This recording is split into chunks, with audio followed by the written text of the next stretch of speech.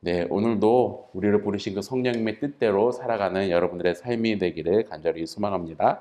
오늘 에베소서 이제 4장 우리 앞에서부터 계속 살펴본 것처럼 에베소서에서 바울이 계속 이야기하는 것은 하나님의 부르심으로 말미암아 우리가 하나님의 백성이 되었기 때문에 계속 하나가 되어야 된다는 이야기를 하고 있는 것이 바로 이 에베소서의 말씀입니다. 특별히 중요한 게 오늘 읽었던 4절의 말씀처럼 몸이 하나요 성령도 한 분이시니 이와 같이 너희가 부르심의 한 소망 안에서 부르심을 받았느니라 라고 이야기하고 있습니다. 여러분들은 다 같은 하나님, 같은 성령님, 같은 예수 그리스도로 말미암아 부르심을 받은 자들입니다. 그렇기 때문에 우리가 이 교회에 모여서 서로 분열되는 것이 아니라 그 같은 하나님을 믿는 사람으로서 한 몸 공동체를 이루는 게 오늘 바울 선생님이 이야기하는 내용입니다. 그러고 나서 그 내용을 통하여서 너희가 이렇게 한 몸으로 모였기 때문에 이러한 생각으로 이러한 행동을 가지고 살아라 라고 이야기하는 것이 이제 17절부터 쭉 나와 있는 내용입니다.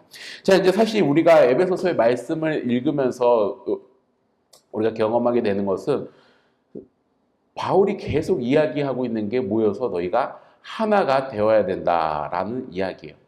자, 이 하나가 돼야 된다는 이야기를 앞에서부터 쭉 계속하고 있습니다.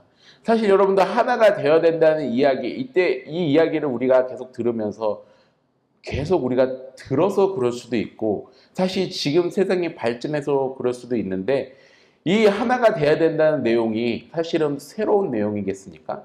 당시에도 분명히 그 사람들이 모였을 때 새로운 내용일 수도 있겠죠. 그러나 지금 우리에게는 이 내용들이 그렇게 와닿지 않는다는 게 문제이죠. 여러분들 우리가 하나가 되어야 된다고 성경은 계속 이야기하고 있는데 이 하나가 된다는 것이 참으로 어렵다는 걸 너무나도 잘 알고 있습니다.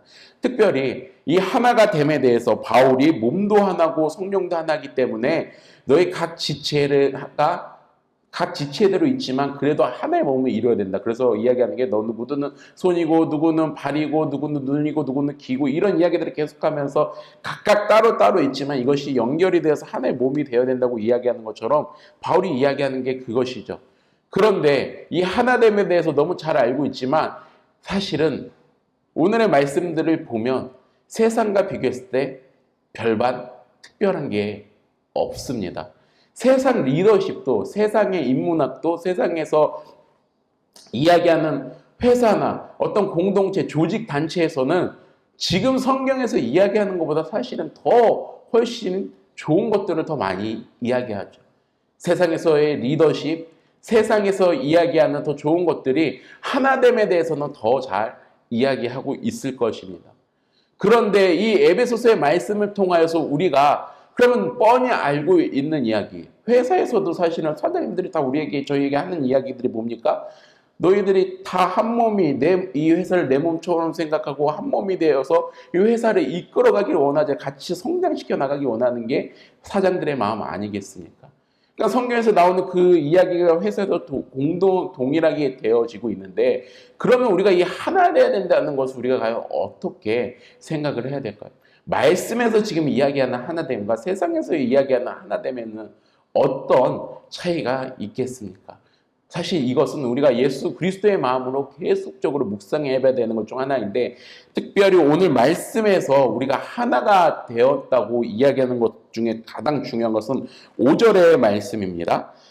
주도 한 분이시오 믿음도 하나요 세례도 하나요 6절 하나님도 한 분이시니 곧 만유의 아버지시라 만유 위에 계시고 만유를 통일하시고 만유 가운데 계시도다 우리 각 사람에게 그리스도의 선물의 분량대로 은혜를 주셨나니 라고 말씀하고 있습니다. 즉 우리를 부르신 게 하나님인데 그 하나님께서 우리를 부르셨을 때 우리의 능력대로 부르셨다는 것도 아니고 우리가 무언가 잘해서 부르셨다는 것도 아니고 더 중요한 것은 이 공동체에 우리를 부르셨을 때 내가 이 공동체에서 무언가 할 수 있는 사람이라서 부르셨다는 게 아니라 그냥 하나님이 선택해서 우리를 부르셨기 때문에 우리는 그 부르심 때문에 이곳에 나와 있는 거지 세상의 그 하나됨과 우리 하나됨이 가장 큰 차이가 뭐냐면 우리는 기능하는 사람으로서 이곳에 모인 게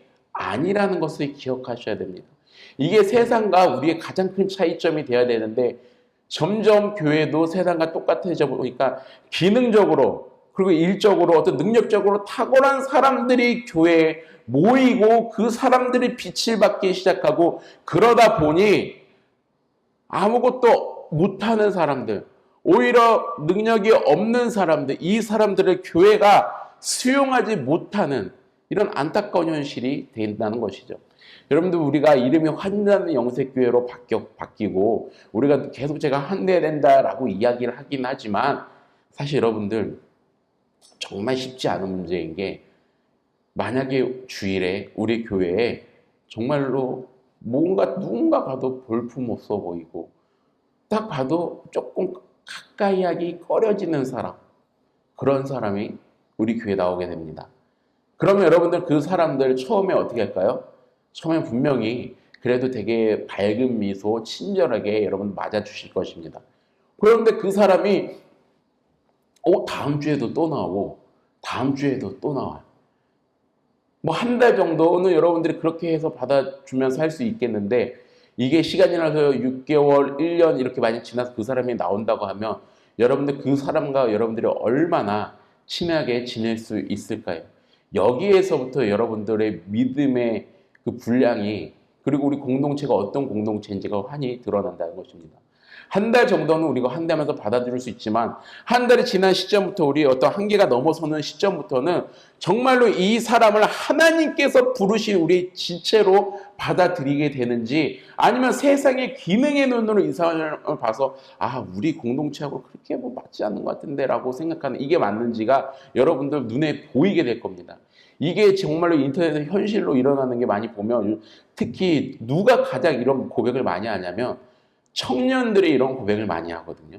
청년들이 하는 이야기 중에 하나가 보통 중형교회, 대형교회 갔을 때 청년들이 그 교회 새로 가면 청년들이 쉽게 적응할 수 있을까요? 없을까요?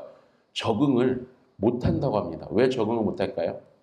만약 갔을 때 이 청년이 뭐 외모도 훤칠하든지 아니면 직업적으로 탄탄하고 괜찮은 삶을 살아가고 있는 청년이라면 그 청년은 공동체에 받아들여지는데 말 그대로 요즘 나라에서 그 이야기하시는 게 아니라 쉬었음 청년이라고 하잖아요. 아무것도 하지 않고 정말 변변치 않고 별 볼 일 없어 보이는 인생이 이런 사람들이 청년부에 갔을 때는 그 청년부 자체에 들어가는 것이 엄청난 높은 문턱이라고 그걸 고백하면서 쓰는 그 청년들이 꽤 있더라고요. 저는 그걸 보면서 깜짝 놀랐는데 그 청년들이 교회에서 왜 그렇게 했겠습니까? 부모님 세대 때 그 믿음을 보고 하는 거 보고 이 교회 모이는 사람들을 보고 그렇게 했다는 것이죠. 제가 최근에 이 교회 앞을 이렇게 지나가고 있는데 한 2, 3일 동안 동일한 사람이 저쪽 구석에 앉아갖고 담배를 피고 있어요. 근데 여자분인데 등치도 되게 크고 뭔가 가출한 느낌인 거, 가출한 느낌이기도 하고 뭔가 정신이 온전하지 않은 것 같기도 하고 근데 항상 그 분위기가 비슷한 시간대에 거기서 앉아서 담배를 피고 있더라고요. 하루 이틀째는 그냥 여기서 피나고 됐는데 3일째 보니까 똑같은 복장에 똑같은 짐에 똑같이 앉아서 거기서 담배를 피고 있는 거예요.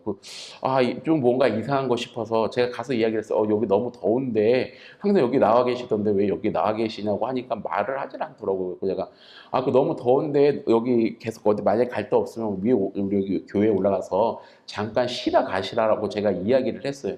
근데 들어오질 않으시더라고요. 안 들어가겠다고 하더라고요. 그래서 물 하나 그냥 사다 드리고 말았는데 근데 그 뒤부터는 내가 부담스러워서 안 보이더라고요. 내가 부담스러워서 안 보였는데 근데 저는 그분을 보면서도 진짜 그런 생각한 게 말이 내가 한다는 영색교회라고 이름을 우리가 바꿨지만 이런 분이 만약에 우리 교회 공동체 일요일에 와서 있는다고 했을 때 수용할 수 있을까? 과연 우리 성도들이 그리고 나도 수용할 수 있을까라는 깊은 묵상을 해보게 됩니다.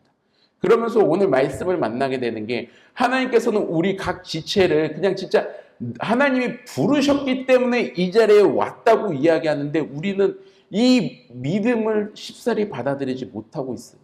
세상과 똑같은 눈으로 사람을 바라보기 시작합니다.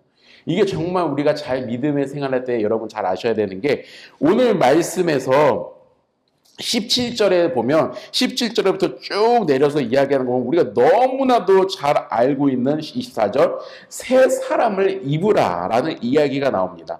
새 사람을 입으라는 이 말이 우리는 너무나도 많이 봤죠. 옛 사람을 버리고 새 사람을 입으라 이 말을 너무 많이 봐서 모든 그리스도인들이 자꾸 무언가 우리가 새로운 존재로 변화된다고 생각하고 내가 무언가 새로운 걸 해야 된다고 생각해요. 그런데 25절부터 32절까지 내용을 보면요, 여러분들 그냥 찬찬히 곱씹어서 읽어보십시오. 25절 위에 보면 성경책에 여러분들 제목이 써 있죠. 제목이 뭐라고 써 있습니까?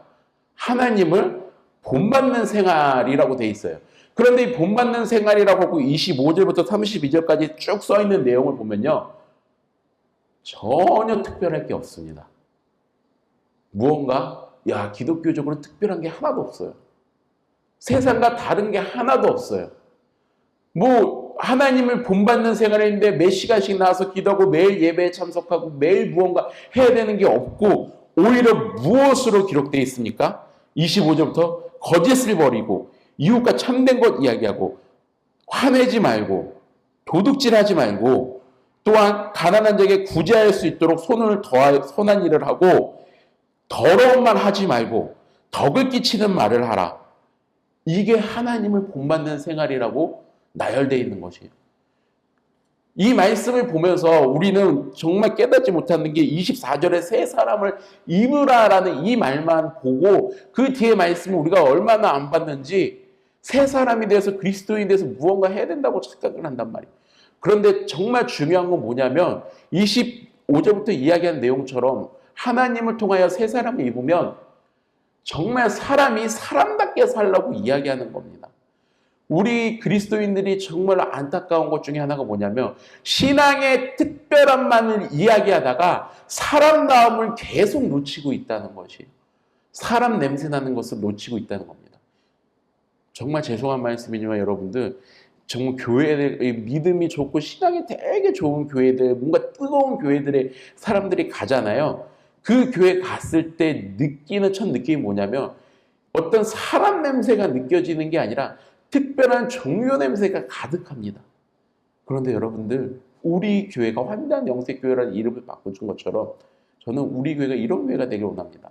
오늘 하나님을 본받으라고 이야기하면서 나열하는 이 모든 내용들이 너무 지극히 평범한 것처럼 평범한 사람으로서 사람다움을 잃지 않는 사람 냄새가 나는 교회가 되길 간절히 소망합니다. 이것이 하나님이 우리 부르셨다는 것을 인정하는 거예요. 사람을 기능으로 보지 않고 사람을 능력으로 보지 않고 사람을 필요의 가치로 보지 않고 이것을 잘할 수 있냐 없냐 이걸로 보는 교회가 아니라 그냥 저 사람도 하나님이 부르셨구나. 저 말도 안 되는 사람도 하나님 부르셨구나. 그런데 저 사람을 부른 게 하나님이라고 한다면 나를 부르신 하나님도 동일한 하나님이기 때문에 그래서 우리가 하나의 형제 자매고 한 몸이 된다고 이야기하는 것이 바로 오늘 에베소서 5장의 이 4장의 말씀이라는 것입니다. 그리고 에베소서 전체가 이야기하는 게 이런 말씀이에요. 그렇기 때문에 우리는 이 하나됨을 이루어가면서 살아가게 되길 간절히 소망합니다. 신앙의 특별함만을 추구하는 것이 아니라 신령한 것들을 추구한다고 인간다움을 잃어버리지 마시고 하나님을 본받는 그 생활이 특별하게 새로운 삶으로 나아가는 그런 우리의 믿음이 될 수 있도록 그런 삶으로 살아가게 되기 주님의 이름으로 간절히 소망합니다. 기도하겠습니다. 사랑과 은혜가 많으신 아버지 하나님, 오늘 에베소서의 말씀을 통하여서 하나님께서 나도 너도 저 사람도 우리 눈에 차지 않는 사람도 내가 미워하는 그 사람도 모두가 하나님께서 부르신 존재라는 것을 다시 한번 말씀을 통하여 확증하게 하심에 감사드립니다. 하나가 돼야 된다는 것도 너무나도 잘 알고 있고 서로 섬겨야 된다는 것도 너무나도 잘 알고 있습니다. 아니 오히려 세상이 더 잘 알고 있습니다. 그럼 우리가 다른 것이 무엇이겠습니까? 우리를 부르신 분이 바로 하나님이시라는 그 사실을 우리가 잊지 않게 하여 주시옵소서. 우리가 지금 이 자리에 왜 나와 있는지 어떻게 나와 있는지 우리의 주체적인 삶이 아니라 하나님께서 부르셨다는 그 사실을 기억하고 우리가 믿는 그 믿음으로 살아가게 하여 주시옵소서. 무엇보다도 우리 교회 환대하는 영색교회라는 그 이름에 걸맞는 믿음을 더하여 주셔서 우리가 서로가 서로를 환대하게 하여 주시옵고 새로운 이들을 환대하게 하여 주시옵고 무엇보다 서로가 서로를 바라봄에 있어서 기능으로 능력으로 바라보는 것이 아니라 단지 하나님이 그 사람을 사랑하신다는 그 사실 하나로 서로가 환대할 수 있는 믿음의 공동체 되게 하여 주시옵소서. 세상에서 경험하지 못하는 그 환대를 우리는 경험할 수 있도록 주님 인도하여 주시옵소서. 그러한 삶으로 초대하신 아버지 하나님께 감사드리오며 예수님의 이름으로 기도드립니다. 아멘.